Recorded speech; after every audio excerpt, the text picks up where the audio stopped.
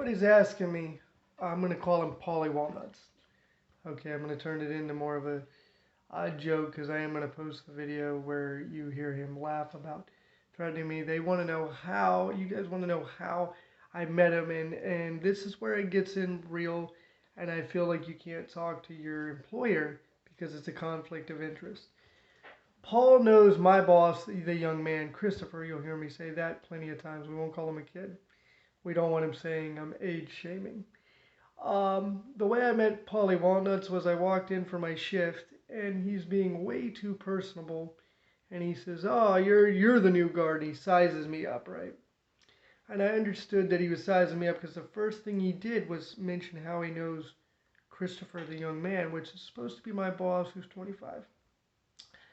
And I voiced my opinion on Chris very clearly. I'm like, well, I have no respect for him. I have no respect because I asked him for another t-shirt. He didn't get it to me. I went through somebody else to get it. I called somebody else just to get the t-shirt. If you're going to have me work 3 days out of the week, at least give me 3 t-shirts. I am working 8-hour shifts. It wouldn't matter if I'm sitting all day or not. I'm just putting that as an example. And Mr. PaulieWalnuts is just going on and telling me stories about him and Chris, so much so that you could actually track down, and I did, where they actually worked together. And they went into detail, or PaulieWalnuts went into detail, so I understood that I believe PaulieWalnuts was there filling me out for Chris because I had already sent Chris texts at the beginning when I first started that shift, and I'll show you those later, that I'm more of a liability at this site than I am the other one. He says, "Oh, you can use the elevator." I said, "No, you can't, not without a key card." And then it happened. One night I walked out of the building trying to get out of there, did my shift, and the building itself, it locks up. You got to have a key card to get in. Here's the funny part, ladies and gents. PaulieWalnuts wasn't lying. They have a personal relationship. Christopher, the young man, actually calls Al, which is one of the workers, and Walter. Nobody's picking up because it's that late. These guys are much older. Boom, he calls PaulieWalnuts to come up. I was very polite to PaulieWalnuts. I know I had people there. And he says, "You good?" I went in, grabbed my keys. I came back out. I said, "Thank you very much." He drove off. But then I understood that now I can't really talk to my boss about anything because he's pushing me into this shift. And I even mentioned that night, I said, "This is why, Mr. Christopher, it is important that we have the tools to do the job." The very next day, or 2 days later, he calls up, "Oh, I got a card for you to use. It's my old one." That should have been done from the time we started the job, genius. Okay, and that shows in my text, and they're time-stamped. So how can I have any respect for you? But now I know you and Mr. PaulieWalnuts have a personal relationship, so talking to you about anything that's happening at work, especially with Mr. PaulieWalnuts, because he's definitely got some issues. And let me explain this video that you're going to see. Let me explain how it happened. He comes barking out of the back room real quick. He's huffing and puffing. I ask him if he's okay. He just walks right out that front door. I look at people's character, and how they're acting, because that lets me know if something's wrong or not, just like it would anybody. It's analyzing profiling. There's no degree in it, but I'm good at it. So then he walks back in. I said, "Hey, you good?" He says, "No, I'm going to beat the person's ass that forgot to give me my lighter back." I'm like, "Ooh, okay." Can't stop him or anything. He's got a key card. He can't get physical. Can't do nothing. Our hands are tied. And as far as I know, they don't have audio at the building. So I turned around, and because you're being recorded in the building as well, I turn around, and he comes back out a few minutes later. I said, "Did you get your lighter?" And I asked him again, "Are you okay?" Because he's really irritated. That's when the gentleman says to me, like I tell you, he got stabbed here, and gives me that whole story. And he stops, and I went like that. So you guys are getting the story again. I went like that. He says, "And I catch you rolling your eyes," because you already know the story, "I'm going to bounce your ass out of the building." So on his way back in, because I have to have proof that this gentleman actually did that. I literally say to him, "Hey, big man, did you threaten me leaving the building?"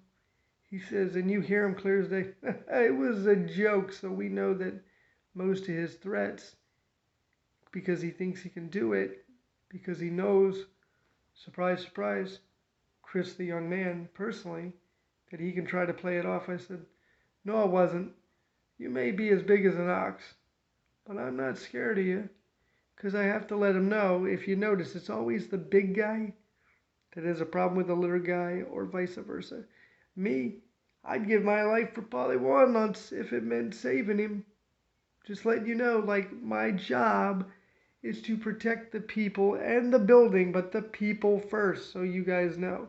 So I am going to post the video so you guys get to see who this guy is now. You can hear the giggle, the arrogance, like, it was a joke. And I said, "No, it wasn't." And I even said, "We can have that go." And I didn't say with physical violence. He could have turned around and addressed me. But he says, "Watch yourself, watch yourself." And he sends out a female manager, and she asked me if I had anything personal. I said, "No, ma'am." He shared a story with me, and I'm sitting there thinking, and I told her, I said, he shouldn't have came to work if he was stabbed. Because you could tell he had an attitude. He already said he was going to do certain things to somebody back there. Of course, he didn't. So we know that a lot of his threats is just a lot of smoke. You know what I mean? But on the off chance that he wants to bully the little guy, the handicapped guy, unfortunately, I hate to pull that card, but that's how it looks, because he ain't messing with nobody with normal legs, so that's why he said what he said to me. You're going to bounce me out of the building because I'm small, right? You get to bounce me. Look at my head, basketball. I get all the jokes in the middle of it so he can try to cover himself. But you can't take any threat lightly, guys. So you're going to get this video plus the other videos, and we'll go from there. All right. You'll hear what I said. You'll even hear me say, we can have that go. I didn't say physically. I was expecting him to turn around and say, "Look, man, seriously, it was a joke." No, he was like, "Watch yourself, watch yourself. You got to listen closely." Those are the real spots of the job, and you have to protect yourself. You're in your own way. I mean, first of all, I'm physically impaired. I already feel like Chris has pushed me into this position. He's not listening to anything I text him. I can't talk to him because he has a personal relationship with this gentleman. So now you see, now I'm going full circle where it looks like a setup, and they're trying to get me to quit because it looks bad for Christopher. Because when Ally Universal realizes you put that guy in that position, and he's right, what happens if he's in the elevator and his phone isn't working because he's in a tin box? Or what happens if the elevator does break down or his phone goes dead for some unknown reason? Because that has happened at work. You know what I'm saying? Are you thinking about this? You know, I know what Ally is going to be thinking. He's not thinking about the company that gave him the position, and his lack of experience and his lack of building a rapport with his employees. It doesn't matter if he's younger or even a woman or whatnot. Now, I can say it 100 times, his age, because with age comes wisdom and experience normally. And you should have been thinking about it. And I'm going to show you the text as well. But yeah, that's how I met PaulieWalnuts, and that's where, like I said, you go full circle because they know each other.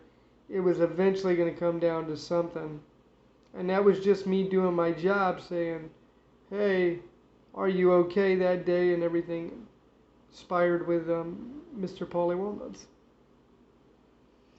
I don't know his last name, so he can't say I'm using his last name, so PaulieWalnuts is his last name.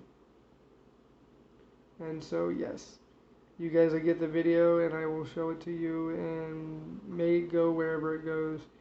But never let anybody bully you. Take every threat as a real one.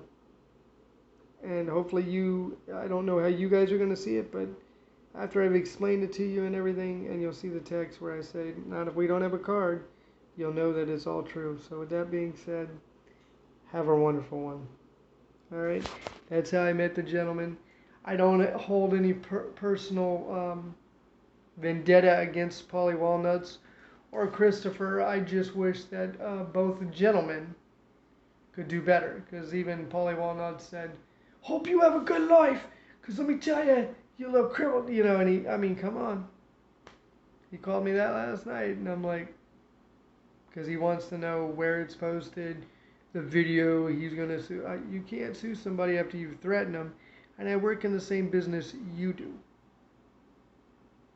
to actually protect you, and then you threatened me, and I have no way or proof. I had to have proof to protect myself, especially with what I've already been through and my condition. And that was a couple weeks back, so this dude really holds on to a grudge. Me, I was done with it. I said my piece. You know, we had already said our piece that night, and he went back there and got a little manager. She came out, and I said, "Ma'am, he's the one that shared his story with me. I wasn't trying to get personal. I was just asking if he was okay to figure out what was wrong, and that's how I know everything that was wrong with him, and that he actually got stabbed because he was very personal. But I was only asking what was wrong. I didn't ask for a whole story. He could have just said, I had an incident last night at my other job, and you know, you're right, man. Let's leave it at that. Let me go." No, he wanted to share that story, and so my brain's like sitting there thinking, why'd you even come into work if you're going to bring your bad day?